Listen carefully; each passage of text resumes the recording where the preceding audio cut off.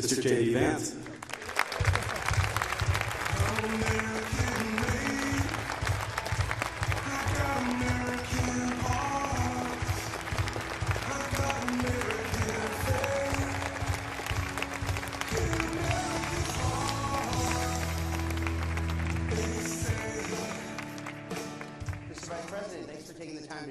Absolutely. Well, I love to be here with all of you. It's a beautiful building and a beautiful morning.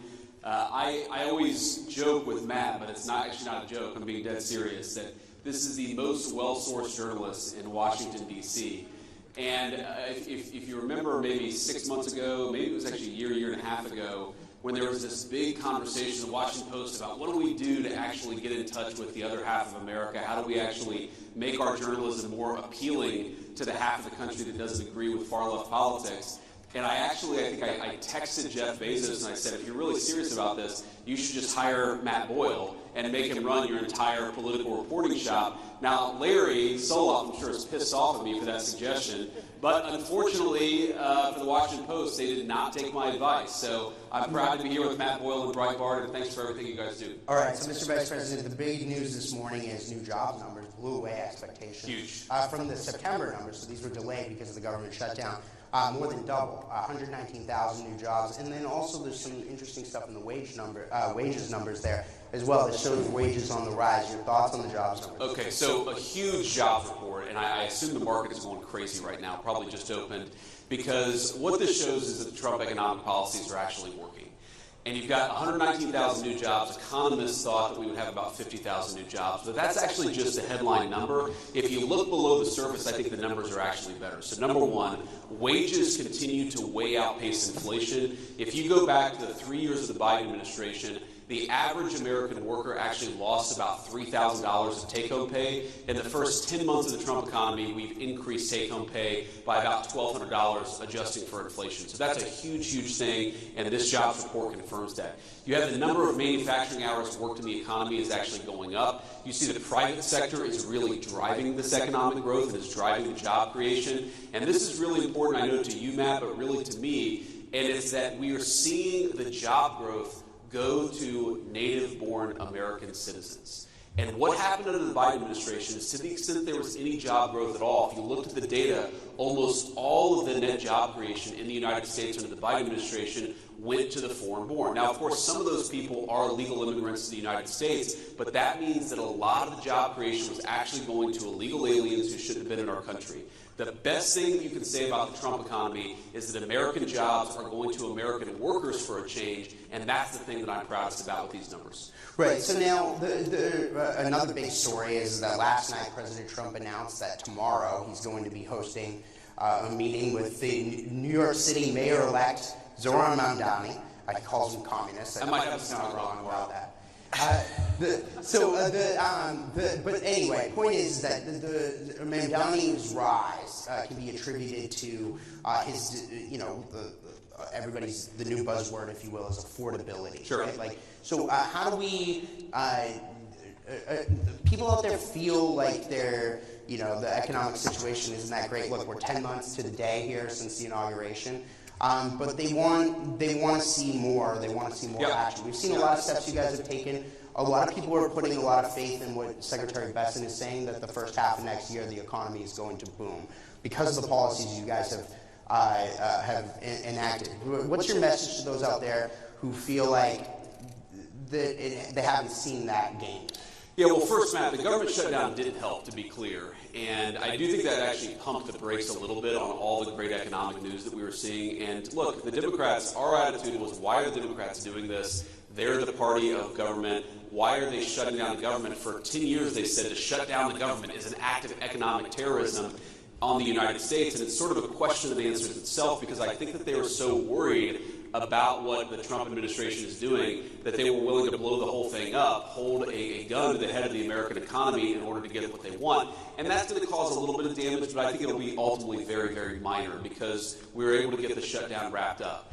And I guess my message to the American people who are still feeling like things are unaffordable, who are still feeling like things are rough out there is look, we get it, and we hear you, and we know that there's a lot of work to do. There's a lot of wood to chop, because the Biden administration put us in such a very, very tough spot. And the way that I think about this is it's always helpful to take this from the abstractions to the actual real things that people are worried about. So take, for example, a dozen eggs. I'll never forget this. It was one of the very first, maybe the single first press conference that the president had done since he had started his second term. And some reporter, probably from ABC, yells at him and says, "What have you done about the price of eggs? The price of eggs are up 300% over the past 3 years." And it's like, it was January the 23rd. It's like, what do you mean, what have we done in 2 days? It's going to take a little bit of time to fix that problem. And so if you're an American who's just struggling to get by, you work hard, you pay your taxes, you want your kids to have good opportunities, and the price of eggs goes from $2 a dozen to $8 a dozen under the Biden administration, and then under the Trump administration, it goes from $8 a dozen to maybe $6.50 a dozen. Well, to you, that is still a major problem. And even though we've made incredible progress, we understand that there's a lot more work to do. And the thing that I'd ask for the American people is a little bit of patience. This economy was not harmed in 10 months. It took a deliberate 4-year administration that was making life harder for everyday Americans, that was importing foreign workers instead of giving jobs to American workers, that was over-regulating, over-taxing, overspending. They were doing everything wrong. And as much progress as we've made, it's going to take a little bit of time for every American to feel that economic boom, which we really do believe is coming. We believe that we're on the front end of it, but we also recognize that we've got a lot of work to do to undo the damage that Joe Biden did to the American economy. And the last one I'll say, Matt, is let's be honest, it's not just Joe Biden. As much as I think Joe Biden was one of the most disastrous presidents of American history, we had a policy in this country for 40 years of shipping American jobs overseas and hiring foreign workers instead of American workers. That has caused the economic stagnation of the American middle class. There was one bright spot in 40 years, and that was the first Trump administration, and there's going to be a massive exception to that 40-year trajectory of American decline, and that's the second Trump administration. We just got to keep it going. Right. So now we're a year removed from you and President Trump winning a massive electoral victory in November 2024. And we're just a couple of months since our friend Charlie Kirk was brutally murdered by a radical leftist. But at the same time, we are seeing some, whether it's inside Congress, outside Congress, some divisions in the MAGA movement. And I get it that there's this issue, that issue, whatever. What would be your message to how to reunify this movement for the fights ahead, whether it's the midterm elections, 2028 and beyond? Yeah, I mean, I think that we have to remember that we have a lot more in common than we do not in common, and that the disagreements that animate the Republican Party, while they matter and they're important, I think these debates should happen. They should happen in podcasts, and they should happen in the media, they should happen on the op-ed pages. It's totally reasonable for the people who make up this coalition to argue about what our foreign policy should be, what our specific tax policy should be, what our housing policy should be. I mean, I had a meeting just yesterday that was focused in the West Wing about how do we get housing more affordable for young Americans because of all the things that got completely out of control under the Biden administration. You had homes that doubled or tripled in price depending on the geography in 4 years under the Biden administration. We've got to solve that problem for our young people so they can afford to buy homes, start families, and actually build their own American dream. So I think my attitude is let these debates play out. But don't let the debates that we're having internally blind us to the fact that we are up against a radical leftist movement that murdered my friend a couple of months ago and that would throw many people in the Trump administration in prison, not for doing anything illegal, but for not following the far left's agenda. That is the real opponent here. A political movement in this country that has no animating principle, that has no agenda for the American people. Their sole obsession is to take down Donald Trump and anybody who helped Donald Trump govern. Focus on the enemy, have our debates, but focus on the enemy so that we can win victories that matter for the American people. That's my message. Right. So now, one of the things that powered your guys' victory, I think, a year ago was a political realignment in this country, where we're seeing working class people shift to the Republican side, and the Democrats, frankly, are becoming the party of the rich. There was a new report that our partners here that put on this event, CGCN, published a couple of weeks ago called Class Dismissed 2. And in this report, they go into detail about how some of the numbers on this political realignment. 75%, more than 75% of the top 30 income congressional districts are represented by Democrats. Yep.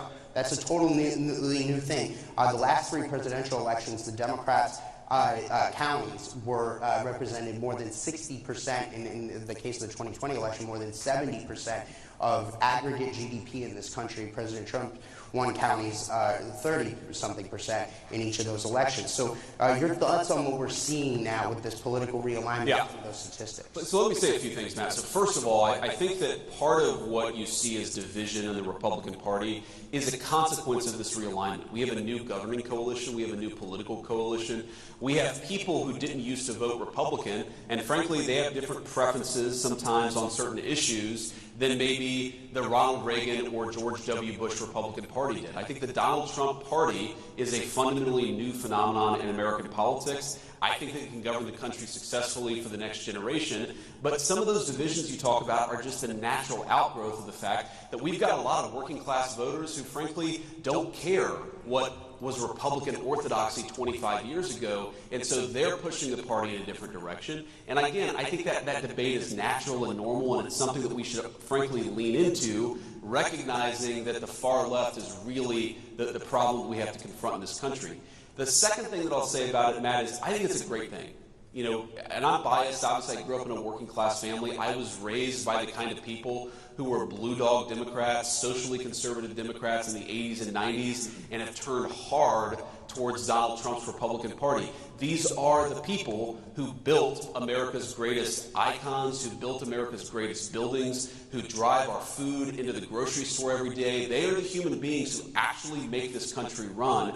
I'm proud of them, and I want to keep the Trump coalition together. That's one of the things that we have to do in 2026. And this is my third point, and this is tough, because one of the things that was true of the Democratic coalition in, say, the 1990s is that because the Democratic coalition in the 90s was more upscale, they showed up, the Republican coalition in the 1990s was more upscale, they showed up in midterms. So Republicans tended to do a little bit better in midterm elections in the 1990s than, say, Republicans do today. And that's because while these working class voters are great, there are also people who don't necessarily show up to vote in the midterms all the time. We've got to motivate them. We've got to get them out to vote. I think that's one of the lessons that we learned in Virginia and New Jersey is that when Donald Trump is not on the ballot, you've got to give people something to actually believe in, something to be inspired by to get out there and vote. They're not going to vote just because you have an R next to your name. You've got to speak to this new working class coalition. And the one worry that I have when I look at so many of our great congressional allies, I do think that some of our folks in Congress, they want to go back to the Republican Party of 20 years ago. That Republican Party was a Republican Party that lost and that couldn't successfully govern the country. We need to lean into this new coalition, do a better job serving them, and that's how we get them to show up in these midterm elections so that we can win not just presidential races, but midterm races too. Right. Okay. So you mentioned George W. Bush at the beginning of that answer. Now, there's a lot of news going on out there. Today is a somber day for the Bush family and for your predecessor, former Vice President Dick Cheney, who passed away. Today's his funeral. So I wanted to see if you have any thoughts on or a message to the Cheney family. I know there was some misreporting out there about whether or not you were invited to that or whatever. But outside of that, there's also another big report that came out a couple of days ago about how George W. Bush and the people around him are plotting for retaking the Republican Party from President Trump and you down the road and going back to the old way of doing things. I guess I don't like to win, but the point is that that's out there. So any response to that as well? Well, first of all, my condolences go to Dick Cheney and his family. Obviously, there are some political disagreements there, but he was a guy who served his country. We certainly wish his family all the best in this moment of grieving. On the issue of George W. Bush, I mean, look, as you know, Matt, I don't put stock in any story that doesn't come from Matthew J. Boyle at Breitbart News, so this could be totally fake news. But I definitely think, and you already see this, you saw this in 2020, you're going to see it in 2025 and 2026, there is an effort to try to wrest control of the Republican Party away from the voters and away from the coalition that really delivered the big victory in 2024. I think it's a huge mistake. Look, the American people don't want stupid wars and America's jobs going overseas and wide open borders. That is, whether intentional or not, that was the legacy of the Republican Party that came before Donald J. Trump. I'm glad the president got us away from that Republican Party. It lost, but it was also a disaster for the United States of America. Let's actually have a foreign policy where we focus on the interests of American citizens. Let's have an economic policy that's about building in the United States of America rather than shipping all of our jobs overseas and getting Wall Street enriched in the process. Let's have an economic policy that's about more self-sufficiency. I mean, I have 3 kids. I have an 8-year-old, a 5-year-old, and a 3-year-old. I don't want to wake up in a country where I take my kid to the doctor and they can't get antibiotics because the antibiotics that were invented in the United States of America are manufactured in some foreign country. That is the legacy of the Republican Party that came before Donald J. Trump. We're not going back to it. Okay, so now you mentioned the foreign policy and the deals that we're seeing around the world. One of the things that's been the hallmark here of President Trump's second term, again, we're 10 months to the day since the inauguration, has been these deals. We were going to try to do this event last month, but I know you got called over to Israel on the Gaza deal. Sure. So give us kind of and by the way, we have in the audience here today, I know that there are ambassadors from at least 2 places. The European Union ambassador and the Taiwanese ambassador are here. Walk us through how President Trump has approached these various big picture deals, because I mean he's got more than I think 85% of world GDP now in trade deals with the United States, and he's I lost count of how many peace deals he's done this year. Yeah, well, greetings to the ambassadors. We're thrilled to have you, of course, and greetings to everybody else, including even the fake news. So I'm sure it's reporting there in the back. There's a lot of fake news. I'm sure they're all lined up. I'm sure there are. I can see their fake news eyes peering up at me. I'm sure, ready to misreport everything that I've said today. But no, we love you guys too. Kind of. So here's the thing about the president's negotiating style. And I actually, we were a little delayed because the president called me right before I got on stage just about one of these deals that we're working on. And what I love about it is that it's never enough, right? And so you bring him a deal and, he sort of asks for this, and this. We want this tariff rate. We want this country to drop their tariff barriers. We want this country to drop their non-tariff barriers. And you say, I'm never going to be able to get that done. And then you get it done and you bring it to him and he said, well, I want 3 other things too. Because his attitude is he wants to get the best deal possible for the American people.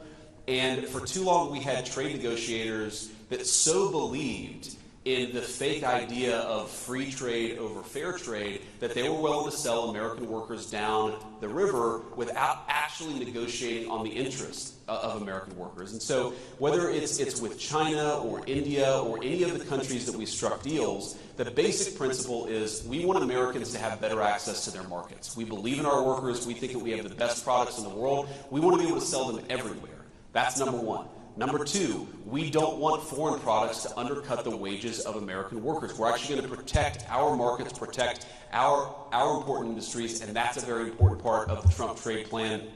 And you've seen it happen in a lot of different ways. And then the final thing, and this raises your point about Gaza or any of these other foreign deals, is we've been able to use the incredible economic leverage of the United States of America. I mean, we're 25%, probably a little bit more than that, of the world GDP. Why don't we ever use our economic leverage to achieve peace? Because when countries aren't fighting each other, when they're actually using their economic talents to manufacture good things rather than weapons to kill each other, then that actually creates incredible economic opportunities for Americans. And that's what the president, that's why he's so focused on peace. He's fundamentally a humanitarian, and we've got 8 peace deals at this point. We're working on number 9 and number 10. And I think that, if he gets number 10, purely for mathematical harmony, if he gets to 10, the Nobel Prize should be awarded to Donald J. Trump, even though he certainly earned it with the first 8. But I also think that there's this sense that while he wants to save lives, he also sees a world where people are engaging in commerce with one another rather than killing one another. And he just, he's a tough guy, but he's not a violent human. He's not a person, who I think understands violence at a sort of fundamental level. It's like, why don't you stop killing each other and start trading with one another? Why, rather than Russia and Ukraine killing one another, why don't they actually engage in some commerce with one another, travel between the 2 countries, engage in some sort of cultural exchange? That is his fundamental perspective that he takes into these things. And fundamentally, if we get more peace in the world, it's good for American workers, it's good for the American people, and the president's going to keep on pursuing peace. He's done very well so far, but he's going to keep on working at it. Yeah, so there's a lot I want to pack into this next question. So one of the things what we've seen, I think, since your guys' victory last year, the whole world over, everybody I've talked to around the world, really seems to have rallied to President Trump's vision on things like trade and immigration. I just saw, and particularly with regard to China and how we need to have a better deal with regard to there, and we just saw the president get back from there. Yep. I just saw comments that Pope Leo made about immigration. He said, just the other day, we did a huge story on it on Breitbart last night, that every country should get to decide, I'm paraphrasing him here, every country should get to decide who gets to come in. I mean, that's amazing to see that from the Pope himself. Sure. Your thoughts on more broadly how President Trump really does seem to have electrified the world and woke them up to these major issues that we're talking about here? Yeah. Well, Matt, you know I'm a devout Catholic, so I follow those comments closely, including on, of course, Breitbart.com. And that's my third Breitbart shout-out. I've done pretty good, right? Not bad. Okay, thank you guys. But you know, it's interesting because you may not know it, judging purely from the comments of some people on social media, but the Catholic Church's views on this are actually quite clear. And it's that, yes, you must treat immigrants humanely. On the other hand, every nation has the right to control its borders. And obviously how you strike that balance is very important. But there's a lot of room there to actually control your own borders for the sake of your own people. One of the things, Matt, that you know always frustrated me about the immigration debate is that we ignored how open borders were not actually good for the dignity, even of the illegal migrants themselves. You had little kids getting sex trafficked. We had 300,000 missing children under the Biden administration that the Mexican drug cartels had brought into our country. You had cartels using, in some cases, 9 and 10-year-old children as drug mules for their activity. Border security is not just good for American citizens, it is the humanitarian thing to do for the entire world. Because when you empower the cartels and when you empower the human traffickers, whether in the United States or anywhere else, you're empowering the very worst people in the world. Now, you've seen this in Europe, you've seen this in a whole host of places, but you know, it's almost like Europe and America got this idea in their head that to control your border at all was fundamentally, you know, uncompassionate, maybe it was even racist and bad. The president and I reject that wholesale. Putting the interests of your citizens first, it's not some ancillary thing. It is the very purpose of government. I am the American vice president. I wish very good things for the people of Mexico or the people of the United Kingdom or the people of any other country. But my priority, my charge is to look after the people of the United States of America, and you cannot do that if you're flooding the country with a ton of illegal immigrants and the drugs and the crime that they bring. Yeah, so the last question I've got, please give them applause for that one. That's incredible. Okay, so Mr. Vice President, the last question. Even the Washington Post applause. I know, I think they did. So I got fired. So Mr. Vice President, the last question I got for you on that note, so is that there's a big discussion right now about healthcare in this country. Yes. The ACA subsidies expire at the end of the year. There's a lot of questions about what's going to happen about this. The Democrats shut the government down supposedly over this. But where does this go? What do we do to address healthcare prices and premium prices and so on and so forth? What does that look like? Is it a reconciliation plan? Walk us through what happened. So what's so crazy about this, Matt, is right before the government shut down, we had a meeting with Hakeem Jeffries and Chuck Schumer in the Oval Office. Is this where they get President Trump gave them the MAGA hats? Yeah. This is not just that. But the president whispers to one of his personal assistants. They're all very good people. And she kind of runs off, and I think to myself immediately, oh, what the hell have I gotten myself into? And she comes back with 2 Trump 2028 hats to give to Jeffries and Schumer. And then he has the photographer come in, and he points at Jeffries as he's holding the Trump 2028 hat. And he's like, he says to the photographer, make sure Hakeem gets that. I'm sure he's going to want to use it in his campaign advertisements. And it was like a hysterical moment. But when we got to the serious stuff, and they said, we really want to address the healthcare problem, confronting the American people, the president said, well, absolutely. We agree. We want to address the health care problem confronting the American people. In fact, you people screwed it up with Obamacare, the Unaffordable Care Act, and now you're coming to us saying, let's fix it. Great. Let's fix it. And then they said, I think they were kind of caught off guard, and they're like, well, but we want the fix before we're willing to open up the government. And the president was like, that's like 3 days from now. You want us to fix American health care in the next 3 days, and unless you do it, you're gonna shut down the government? How about we open up the government and then work together to fix American health care? And of course, we know the history. They rejected it. They shut down the government. But I don't want to get ahead of the president, Matt, because we had a very, very good meeting in the Oval Office yesterday. I think that we have a great health care plan coming together. I think that it's going to get Republican and Democrat support. And I think the president, look, right now, the American people get crap health care and they pay way too much for it. You have people who are paying thousands of dollars a month in premiums for a family of 4, a family of 5, and the access to health care is really low. This system is broken. The Democrats broke it, but who cares? We're going to work together if they're willing to fix it. And the interesting thing, Matt, is, people say, this is one of the things I love about the president. People will come to the president and say, no, don't talk about health care. That's a graveyard for Republicans. Republicans always lose on health care. And the president's like, I don't care about the politics of it. This system is screwed up for the American people. We need to fix it. So let's go and do it. Politics be damned. I love that. That's leadership, and that's exactly what we should want coming from the White House. Mr. Vice President, I really want to thank you for taking the time here. Thank you, Matt. Good to see you guys.